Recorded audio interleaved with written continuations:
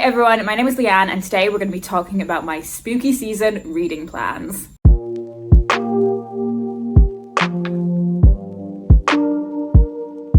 So for the past couple of months, I have been choosing some of my TBR from my TBR sugar bowl. I will leave the most recent video where I selected my TBR from the prompts in that jar. I'll leave it linked in the cards and in the notes. And I've had varying degrees of success with that. So I've really enjoyed doing it.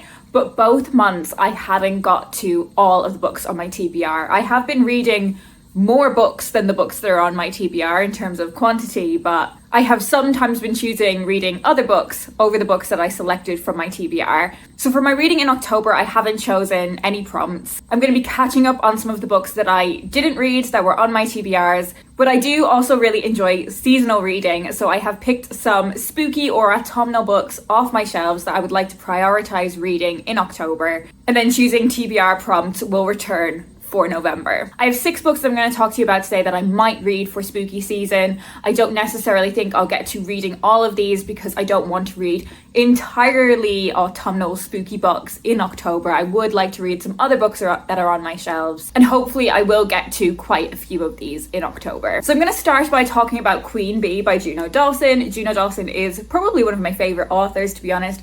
I really enjoyed their young adult fiction, their non-fiction, and their adult fiction as well. This is the prequel to Her Majesty's Royal Coven, which is Juno Dawson's adult fantasy witchy series. And this prequel novella looks back at the original Coven and how it began. It's quite a short one, so I feel like this is something I will fly through in one cozy reading evening. This is the one that I know I definitely will read in October. Another witchy book that I would really like to read is Rewitched by Lucy Jane Wood. Now this is definitely more on the cozy side of autumnal reads. This is about a witch named Bella who is approaching her 30th birthday, and she's kind of lost her spark and realizes that she's in fact at risk of losing her magic altogether. There are romance themes in this, there is a cozy bookshop, but I believe it is also really a story of self-love and self-belief. This really does feel like the absolute perfect cozy autumnal read. A young adult book I would like to read in October is Sleep Like Death by Kaylin Byron. This is a retelling or a story inspired by Snow White. I read Cinderella is Dead, I think,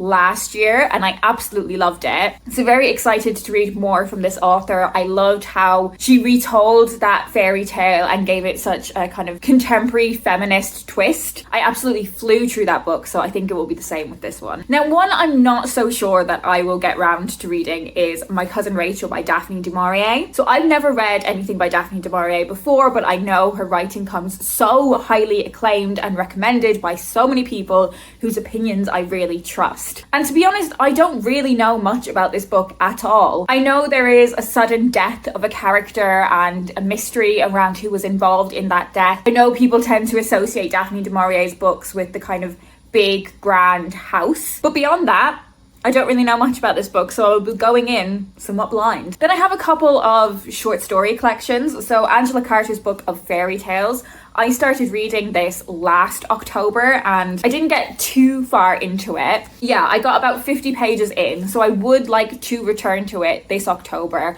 I don't necessarily feel like I need to read the whole thing in October because this is an anthology of sorts. I feel like I can spread out the reading of it. It doesn't need to be in 1 month. I feel like I can return to this year after year and gradually work my way through it. Angela Carter is very well known for her fairy tale retellings. I read The Bloody Chamber, a collection of short stories while I was at university, and I really loved that collection. And I've read a couple of her other books since then. And I do feel like I really appreciate her writing in the shorter form rather than a full-length novel. And then the other short story collection that I would like to dip into is Ghost Stories by M.R. James. So these are English ghost stories, I believe, from the Victorian era, so a slight nod to Victober there. This is another one where I don't know too much about the stories, about the author. I don't necessarily gravitate towards ghost stories. I don't necessarily gravitate towards ghost stories or violent stories. So again, this may be one that I just dip into, but this is part of my Penguin English Library collection of books that I would like to make gradual progress with. So this may be another one like the Angela Carter's fairy tales where I read some of them and I will return to the collection again next year. So that is it. They are all the books I'm going to talk about today. Do leave me a comment down below and let me know if you've read any of them, what you thought of them. Are you someone that themes your reading around the seasons? And if so, what books are you reading for spooky or cozy autumnal times? If you want to let me know you're here but you don't have anything in particular to say, leave me an autumnal or spooky emoji. And if you want to keep up with my reading in between these videos, my Instagram account is the place to go. So that is linked down below in the description if you'd like to check it out. That's it for me today. I hope you're doing well and I will speak to you in my next video.